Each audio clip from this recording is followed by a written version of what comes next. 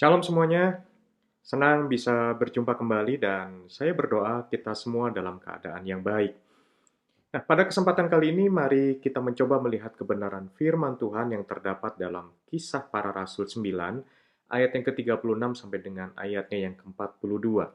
Firman Tuhan berkata, "Di Yope ada seorang murid perempuan bernama Tabita, dalam bahasa Yunani Dorcas. Perempuan itu banyak sekali berbuat baik dan memberi sedekah.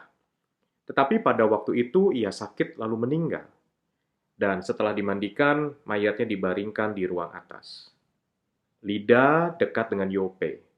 Ketika murid-murid mendengar bahwa Petrus ada di Lida, mereka menyuruh dua orang kepadanya dengan permintaan, "Segeralah datang ke tempat kami." Maka berkemaslah Petrus dan berangkat bersama-sama dengan mereka. Setelah sampai di sana, ia dibawa ke ruang atas dan semua janda datang berdiri dekatnya dan sambil menangis mereka menunjukkan kepadanya semua baju dan pakaian yang dibuat Dorcas waktu ia masih hidup. Tetapi Petrus menyuruh mereka semua keluar, lalu ia berlutut dan berdoa. Kemudian ia berpaling ke mayat itu dan berkata, "Tabita, bangkitlah." Lalu Tabita membuka matanya dan ketika melihat Petrus, ia bangun lalu duduk. Petrus memegang tangannya dan membantu dia berdiri. Kemudian ia memanggil orang-orang kudus beserta janda-janda, lalu menunjukkan kepada mereka bahwa perempuan itu hidup. Peristiwa itu tersiar di seluruh Yope dan banyak orang menjadi percaya kepada Tuhan. Kota Yope merupakan tempat yang strategis karena menjadi kota pelabuhan. Jadi tentunya keadaannya menjadi makmur. Tetapi di dalam kota ini juga menyimpan banyak kesedihan. Karena ternyata di kota ini terdapat banyak janda. Kemungkinan suami mereka meninggal dan hilang di tengah laut ketika bekerja menangkap ikan. Dalam kondisi yang seperti itu, ada seorang perempuan sederhana. Di Alkitab, kisah tentang orang ini sangat sedikit. Tetapi ternyata kisahnya sungguh baik untuk diperhatikan. Nama perempuan ini adalah Tabita atau Dorcas. Poin yang pertama, yang menarik untuk kita lihat, ternyata Tabita ini adalah seorang murid.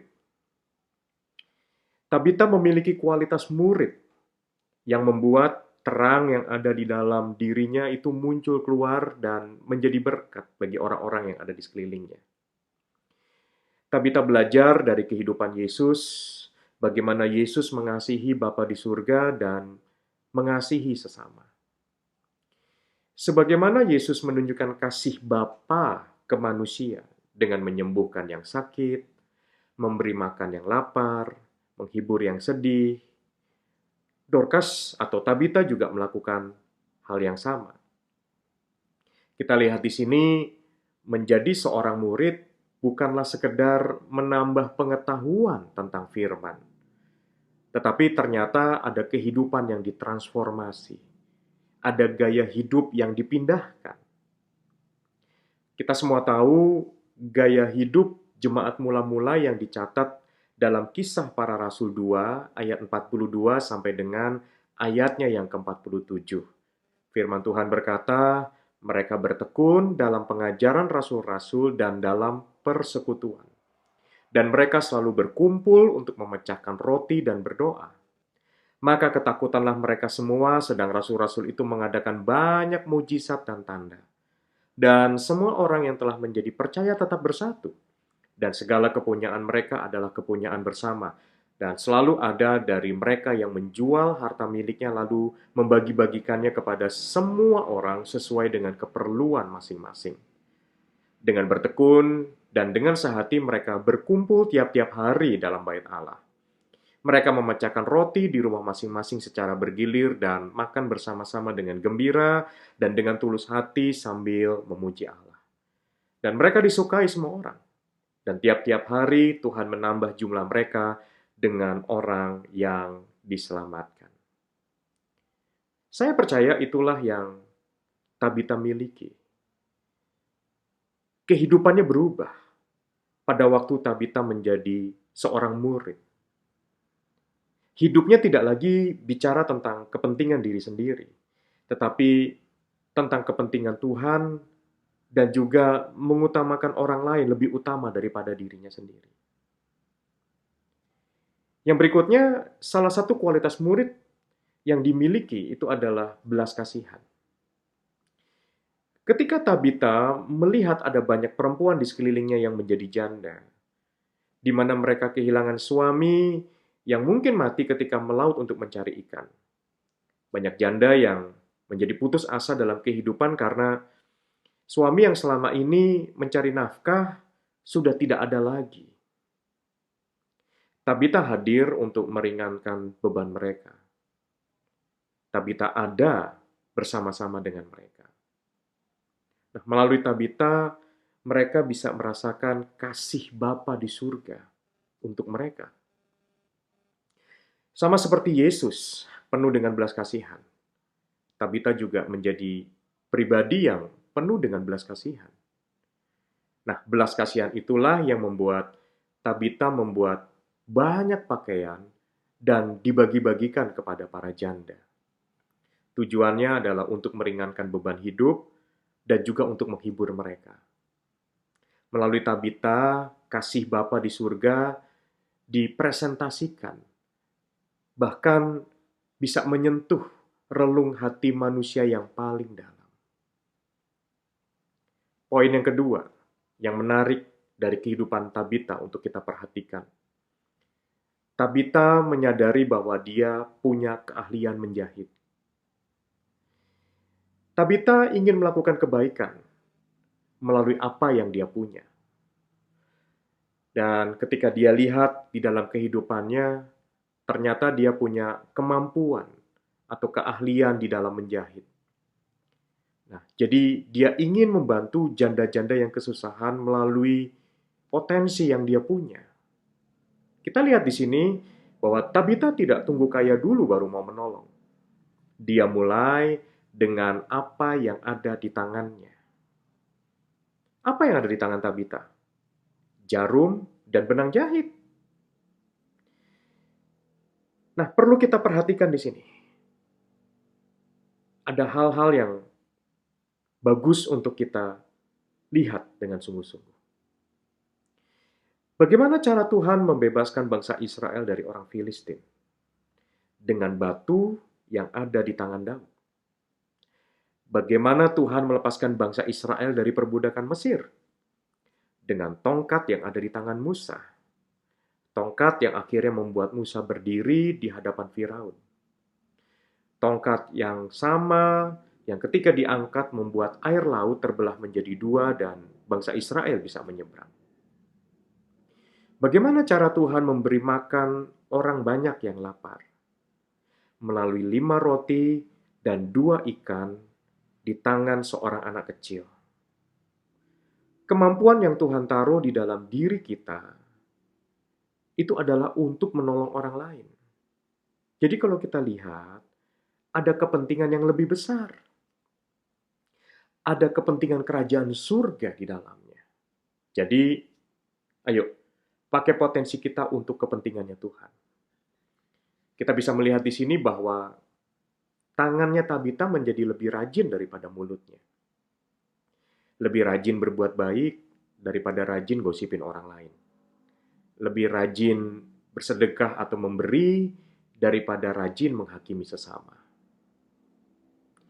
Poin yang ketiga, yang menarik dari kehidupan Tabita untuk kita perhatikan. Tabita ini ternyata banyak berbuat baik, banyak memberi sedekah. Artinya begini, Tabita memberi itu bukan cuma sekali, tetapi berkali-kali. Dia lakukan itu kepada banyak orang yang mungkin saja ketika Tabita memberikan baju, belum tentu orang itu bisa mengucapkan terima kasih. Bahkan mungkin Tabita pernah menghadapi orang-orang yang diberi pakaian oleh dirinya itu adalah orang-orang yang judes, orang-orang yang galak, atau juga bahkan orang tersebut tidak suka dengan model baju yang dibuatkan. Tetapi itu semua tidak menghentikan langkah Tabita untuk terus berbuat baik kepada mereka. Tabita terus melakukan kebaikan dan memberi sedekah. Dan ternyata perbuatan baik Tabita itu sangat berdampak kepada orang-orang yang ditolong. Kita harus memperhatikan bahwa seringkali apa yang kita lakukan kepada orang lain bisa jadi disalah mengerti. Tetapi saya sungguh-sungguh berdoa, kita semua jangan pernah berhenti untuk berbuat baik. Yang keempat, poin yang menarik dari kehidupan Tabita untuk kita perhatikan. Ternyata ketika Tabita mati, kebaikannya itu dibicarakan oleh orang banyak. Berbeda pada waktu Tabita masih hidup. Nggak ada yang memviralkan perbuatan Tabita. Seperti seolah-olah tidak menjadi buah bibir. Tidak masuk dalam headline news kalau sekarang. Tidak viral di medsos. Kira-kira seperti itu. Nah, sekarang mari kita lihat di dalam Filipi 4 ayat yang kelima. Hendaklah kebaikan hatimu diketahui semua orang. Tuhan sudah dekat. Jadi ternyata dunia ini membutuhkan keteladanan. Itu sebabnya ketika Tabita mati, semua janda yang pernah dia tolong itu kumpul sambil membawa baju dan pakaian yang dibuat oleh Tabita. Ada value, nilai-nilai kerajaan yang menyentuh kehidupan banyak orang. Sesungguhnya ketika kita mengingat orang lain, Tuhan juga mengingat kita. Kita lihat ketika Tabita meninggal, banyak janda-janda yang sedih hatinya. Dan ternyata hal itu naik ke Tuhan. Lalu Tuhan melalui Petrus membangkitkan Tabita kembali. Tabita adalah seseorang yang bersedia dipakai Tuhan untuk membuat sorga datang menyerbu bumi. Menyerbu bumi dengan kebaikan, menyerbu bumi dengan keteladanan, menyerbu bumi dengan kasih Bapa. Saya sungguh-sungguh berdoa setiap kita, ayo, biarlah kita semua menjadi Tabita-Tabita di akhir zaman. Saya percaya semua orang-orang kudusnya sedang dibangkitkan Tuhan hari-hari ini. Menjadi pasukan yang saya sebut pasukan kasih. Di mana mereka menyadari betapa mereka itu begitu dikasihi oleh Bapa di surga. Yang membuat mereka itu bergerak dan mau membagi kasih itu kepada orang-orang yang ada di sekelilingnya. Ini adalah pasukan kasih yang menyerbu bumi ini dengan kebaikan, dengan kasih dari Bapa di surga. Amin. Tuhan Yesus berkati.